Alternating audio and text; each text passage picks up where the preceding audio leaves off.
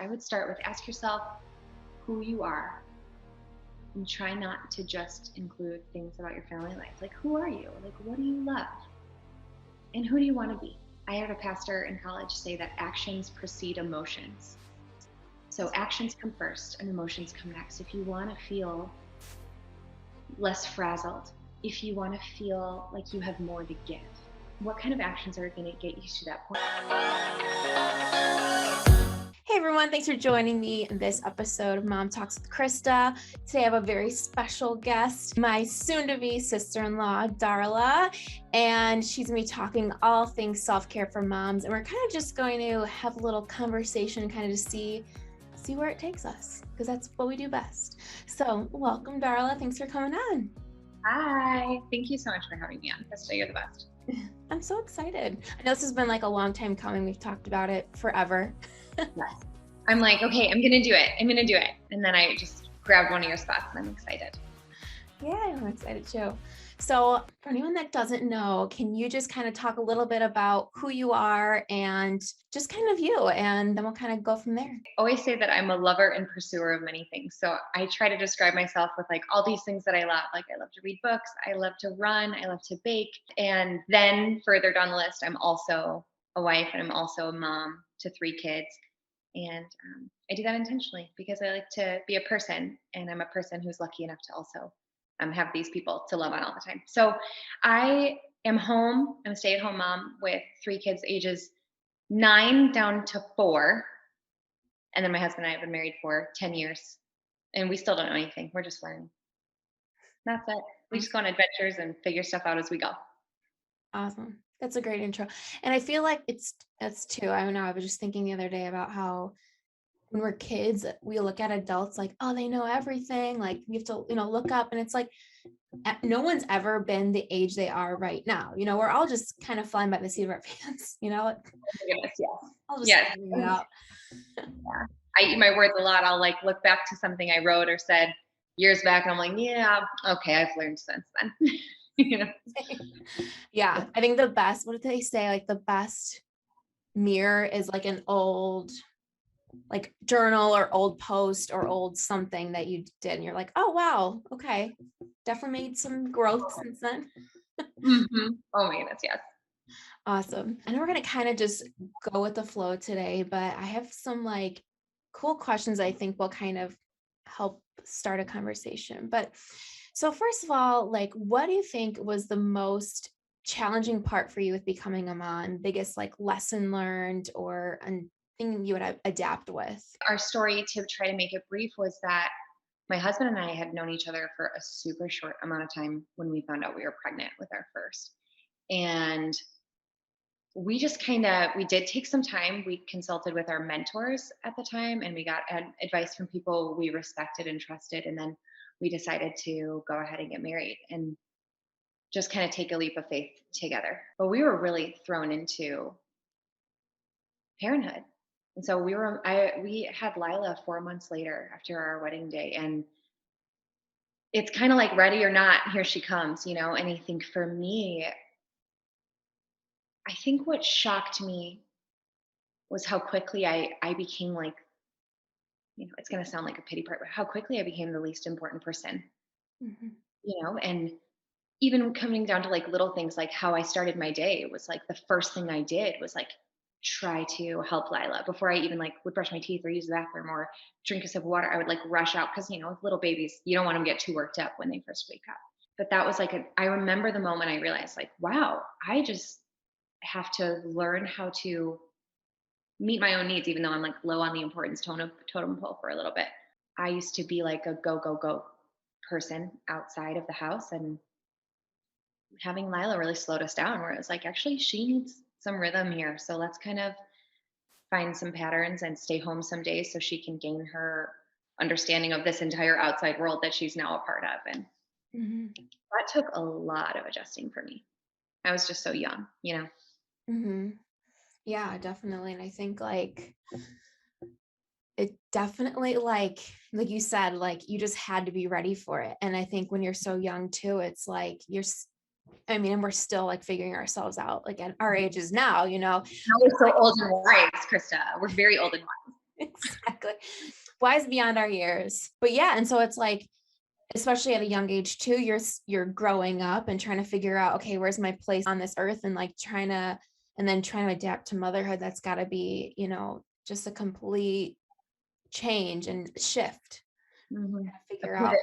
yeah, pivot. Yes, exactly. Yes. Well, I love that you inserted that into the episode.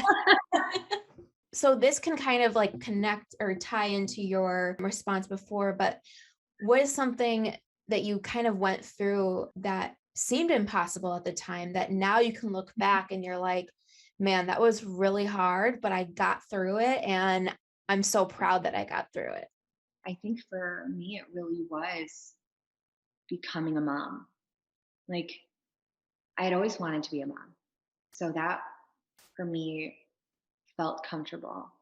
But I grew up with a tumultuous like relationship with my mom, and her relationship with motherhood itself was tumultuous. And so specifically having a daughter first and getting kind of thrown into that outside of a timeline I was expecting, I just didn't know if I was going to be able to make it. Mhm. And it made me very vigilant, and it made me a really intense person to be around because I was just like white knuckling, like, I'm going to do it. I'm going to be a mom, and I'm going to love her, and I'm going to give her everything I can. And it took me a really long time to find my feet and find my confidence in just being able to do it at all. To be able to put someone else first felt like an obstacle that I hadn't seen done well. And I was really determined to give it everything I've got. And so coming through that, she's coming up to turning 10. And my boys as well are just growing into really cool people. And I still have time to totally blow it. And I probably make plenty of mistakes along the way. And I'm not saying that I've done it perfectly, but I know that I've given it my absolute all so far. And as a result, to continue to do that. And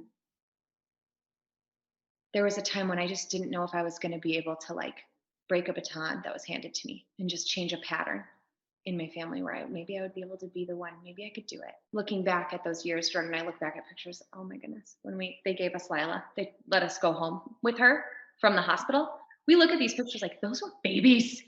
You gave those babies a baby, and you let them drive home with a little baby. But being able to stand 10 years later and look back, and be like, they did it. You did it. Yeah, I think that's awesome Mhm. because I think, yeah, in those moments, it's scary and it's like you said, it's like you're just you yourself were a kid still, and you're just trying to like learn how you're gonna make your place in this earth, and they're handing you over a baby, and you're like, well, what now, kind of thing. And so, yeah, it's an amazing thing to be able to look back and be like, okay, I did everything I could do, and no one's perfect. Everyone kind of figures out what works best for them and their family in that moment. Right. And yeah. And I didn't just run away. I was like, what if I run away? Like, you just don't know. You think really absurd things in the process when you're like coming up to giving birth. I'm like, what if I just quit? What if I just don't? What if I can't do it? But I didn't. I met the bare minimum requirements. Exactly. Yeah, the job you can't quit. Yeah. Yep. Yeah, and I Yeah. think it's true too, like what you said about like bringing up like family and what you see in family too. It's like you I think for all of us, we see stuff in our parents that we either want to take or we want to leave. And that's just like each generation kind of has its own thing too. So it's kind of like figuring out like, okay, that worked for me then, this doesn't work for me now, or this won't work for my family. And kind of figuring out, okay, what's my family going to be like? And how do I want my kids to grow up? That kind of thing too. So I know one thing we really want to talk about was self-care. You kind of talk about how when you first had Lila, or it was kind of like this pivot, I'll use the word again, this pivot in everything where you realize, oh, I'm the bottom of the totem pole now. I'm last. And a lot of moms get caught up in that where everything and everyone is before them and they don't give themselves the 5 minutes to decompress, to take time for themselves. So what's something you've learned over the years, or what's something that you make sure is a priority in your life now to make sure you get that self-care?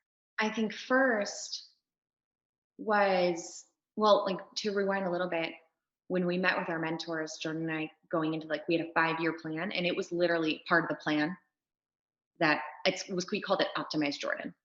We need to make it so this kid can finish school and make $1, because that was our plan. And so I took on a supporting role, like very intentionally, like this is what the first 5 years are going to be. And we did that. But I think that what happened next, I think Lila was 3 months old when I was like, okay, I'm doing a lot of the big crying and feeling very desperate all the time. I need help. And I remember carrying that bucket car seat into the YMCA, my local YMCA. I didn't know anyone. We had moved to a new town when we had her. And I walked in, and I just remember this woman at the front desk, her name was Tanya. I just like kind of looked at her and was like, "Hi, can you help me?" And she like walked around the desk, took Lila in the bucket, and gave me a tour of the Y. And she was like, "You can shower here." And I was like, "How long?" She's like, "As long as you want." And there was childcare, and there were fitness classes that I could take. And I just felt like that was a huge step for me. And that step led to more steps towards like community and finding people who could run with me out here, like finding friends and also finding people who are passionate about the same things as me. But then the other side of that is when we look at what self care even is, it has to be allowed to look different for each person and also different for you depending on the day. Just because, like, I love to run, that's self care for me. Other people, that is not self care. That is hurting yourself and making you sad inside. And so like we have to be allowed to like define that term ourselves. Mhm. And something that really helped me was a podcast about this, actually. I think it was on like Sort of Awesome. They talked about self care, and they define self care as something that leaves you feeling self respect and connection. And so I use that to figure out what in my whole toolbox of self care is going to leave me feeling self respect and also connection with myself, community, my family, just who I really am. And then within those two qualifiers, I kind of can go into like physical, emotional, and mental Mhm. care. So Mhm. sometimes I'm going to feel self respect and connection when I'm taking a bubble bath and reading a book in the bath. You hold it up. You can't get library books wet. Or self care could be, a really intense workout because I've got to just like let it all out kind of. And so realizing that every time I'm sad, it's not always going to be bubble bath and book, or every time I'm stressed, it's not always going to be working out, but giving myself freedom to change my mind and change and grow as a person, and also change the kind of tools that I use out of my self care toolbox, I guess. Mhm. So, Yeah, no, I think that's a great point because I think so many times we see like self-care is bubble baths and doing this. I think it's really important to look inward and be like, well, what makes me like feel cared for and like loved, and how am I treating my body and my mind? Because yeah, like you said, like for some people, like running and bubble baths sound like a nightmare. yeah. Some people don't like it. So I think we need to evaluate like what feels good for us that day or what we crave or need that day. And there's also room, like sometimes you want self comfort, and that's great. Comfort yourself. Eat the chocolate bar or whatever you're craving, and comfort yourself. Like watch all of a season of a show on Netflix. You can comfort yourself too, as long as you're also doing actual care for yourself as a person along the way. Hmm. Yeah, absolutely. So now you talk a little bit about community, and I think that's so important too. Like we talk here about how important community is and that transition in becoming a mom, like you need community around you, whether it's in person, your neighborhood, or it's online, just people that are going to be there to kind of support you along in your journey as well. And so that's amazing that you like made that first step and like went into the why and just like not knowing anyone. And I remember interviewing someone a couple of years back where she said like one of the big things for her was finding a gym with a daycare. And she's like, that was my me time. And she's like, I knew they were taken care of in the building I was in, and it gave me that clear space where I could just be me. Yeah. And you're better for them for it. I Mhm. remember, well, first of all, once the kids like realized we had a tot spot, I think they've changed the name since. Once they like figured out how fun tot spot was, like they were my workout accountability, because they're like, it's Wednesday, let's go, and they love it. And you pick them up and they're happier, and you're like a better mom for it. So it's not a selfish thing. You actually give those around you a better version of yourself when you take that time. Hmm. Definitely. So what is something for you that's like a non-negotiable thing that you have to do when it comes to self-care? I like have a lot. I have a lot. I know I'm trying to like really pick one. For me, it's a morning routine. Makes it sound really, really rigid. It's not rigid. I can be flexible within it, but a morning process. So I take a long time to be ready to be me for the day. I there was a time in my life as a mom where my kids were my alarm clock, and I don't know how you feel about your alarm clock, but I don't have pleasant feelings towards that sound. And then it turns out my kids' voices were the first thing making me not allowed to sleep anymore. And I would I would start my day with almost like resentment or like feeling like they were already trying to take from me, which isn't true. They're just kids needing things, and that's their job is to need things. But it started my day with just a sour note. And so I trick myself. My morning routine starts the night before. So I like set the coffee maker up and I put the timer on so it brews 5 minutes before my alarm. And I change that depending on like what time I have to wake up the next day. But it's brewing before the alarm even goes off. So the trick is if I snooze, I miss the coffee. It's just sitting there, getting stale. So my alarm goes off. I know there's coffee in a quiet house. And that is such a treat to me. So I get up. I'm a Christian. I read my Bible every day. That always helps me start my day off in a positive way. That's my also my time to read nonfiction. And so I'll read a kind of book that makes me think about things in a new way or addresses things about my heart that I know need work on or just things about my character that I'm trying to work on or learn about or anything. That's my time for that. And then this is like an hour later. No, not an hour later, like half an hour later, and that's when I work out. And over the years, I've had many different things that I've done to work out. I used to rent workout DVDs from the library for free. A good move. If you want to try some new ones, you just rent a bunch and then you buy one that you think you really like. Or I would get myself to the Y for their early morning classes or something like that. Now I ride a Peloton, which you know. But I set that time aside, and that is how I start my day, and it really does set the trajectory for the day. Hmm.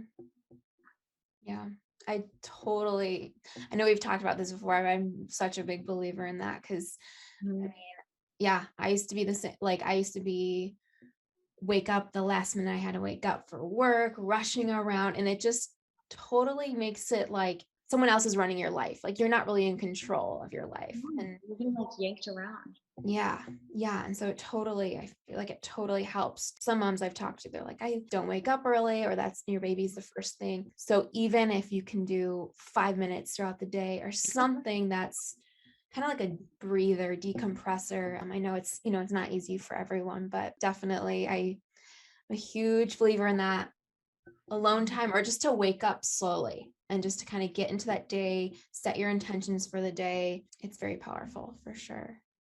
Yeah, one of my favorite quotes about that I use all the time in regards to self-care and motherhood, anything, is "Don't let perfect be the enemy of good," which is paraphrased from like Voltaire. It's like an old philosopher's quote. Don't let perfect be the enemy of good. So if you're in a season of motherhood where you've got a little baby and you don't exactly know when they're going to wake up, can you give yourself once your baby is like kind of set for the morning, the diaper's changed, they've been fed or whatever, then can you do what's the least you can do in that moment to claim part of your day for yourself? Can you do a 5 minute timer, read a page of something, sit quietly for any amount of time? On YouTube, there are tons of like little 5 minute body weight workouts. Just something, can you move your body and feel good and have gratitude for yourself for that day? Like, even in a small way, even if it's not perfect, even if it's not the 2 hours you need or the hour you deserve, if it's not that, can you at least make a step towards that? And Mhm. then also, when the alarm goes off in the morning to wake up, and you want to snooze it for 20 more minutes, like, are you getting rest? Are you better off for snoozing?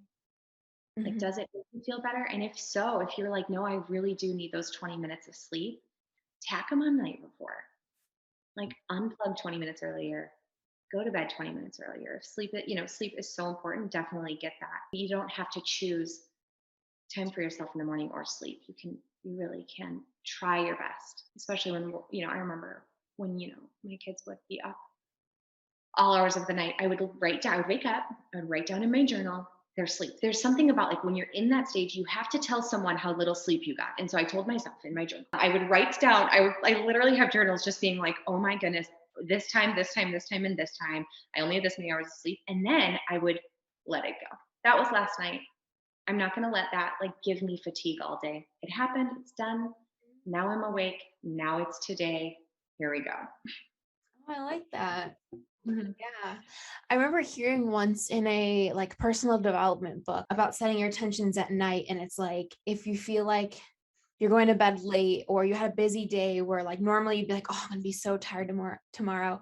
They're saying like right before you go to bed, say, tomorrow's gonna be awesome. It's a new day. I got lots of energy, and just kind of setting that intention, because it really does. Like if you're like go to bed and you're like, oh, I'm gonna be exhausted tomorrow. Tomorrow's gonna Mhm. suck. Then you kind of wake up already thinking like, well, it is what it is. Like I'm gonna be tired today. I'm gonna be dragging. So Mhm. um Yeah. Oh, I think that yeah. you're right.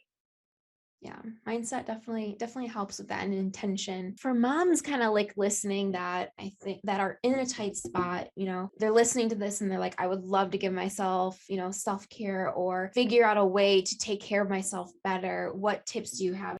I think I would start with asking yourself a lot of questions. I would start with ask yourself who you are and try not to just include things about your family life. Like, who are you? Like, what do you love? And who do you want to be? I heard a pastor in college say that actions precede emotions. So actions come first and emotions come next. If you want to feel less frazzled, if you want to feel like you have more to give, what kind of actions are going to get you to that point? And you can ask yourself, when was the last time I felt? When was the last time I felt like I was really on top of self care? Or when was the last time I felt cared for? Was it when somebody made you a meal? Okay, well, could you do some food prep for yourself to have that feeling of taking care of yourself in that way? Like, you have to learn about yourself. Um, because if you just do what you see other people doing and it's not a good fit for you, you're not going to really get anything out of that. So, action precedes emotion there. And then take baby steps. I think that we can get overwhelmed and be like, well, I need to be journaling every day. I need to be reading. I need to be working out. I need to be making sure I'm connecting with friends. I need to also like set aside time for date nights. And it just becomes this like, there aren't enough hours in the day. I'm not even going to bother. And so doing something small for yourself with intentionality and letting it count. Like if you do take 5 minutes, the phone is not an evil thing. It can do a lot for us to connect to one another, but maybe put it down for like 5 minutes and actually be in the moment. If you're going to go eat cookies in your pantry, like enjoy it, be present in that moment, let it count. Walk out of that pantry like you are a new person, you've had your time, you're ready for your day. Like I think a lot of the times we have these in between moments and we miss them because we miss them as opportunities to kind of do something small that would actually fill us up. And we let them go by just kind of with a neutral moment. But starting small, know yourself, take those baby steps, and build from there. I love that. Yeah, starting small is, I think, a really key point. I think people get very overwhelmed at the idea of changing something. So even just starting small is key. So if you had the power to go back and talk to yourself when you first became a mom, or about to deliver, what would you say to yourself, and what advice would you go back and give yourself? Oh, I'm like getting emotional thinking about that because I was so scared and there's so much unknown. I look back on her, that young mom that I was, with so much compassion. I would just like hold her face. And I would just tell her, it's going to be okay. Mm, You were made for this and they were made for you. I I just went into motherhood with so much fear and so much shame mm, and feeling like I had to prove myself. But Lila and Daniel and Joey, they don't need me to prove anything to them. And the best gift I can give them is to be me. Be the one who is their mom. Be Darla. And that was something my dad told me when I was 4 months into the pregnancy. He looked over at me and he said, okay, enough of the pouting and the fear, because I was pouty. Okay. He said, just be Darla. What would Darla do in this kind of circumstance? And I chant that to myself all the time. Just be Darla. Gosh, if I could, I would just tell her to also to just calm down. I was really high strung, and like I said before, just like white knuckling through. Yeah, I would just tell myself it's gonna be okay. Mhm. It's gonna be okay. Yeah. Yeah, I think that sometimes we just need to hear it's going to be okay. There's so much uncertainty, especially you were a young mom. And so it's with all the uncertainty and voices around you and pressures, it's just you feel like you have to be a certain way. At the end of the day, it's going to be okay. It's, there's so many trials and tribulations that we have to go through in life. And it's just, you're going to come out stronger from it. Now you can look back and, see everything that you've been able to accomplish. When I talk to young moms or moms who are early on in their motherhood, I always remind them that like the only thing you need to be a really, really, really good mom is love for your kids and the desire to do your best.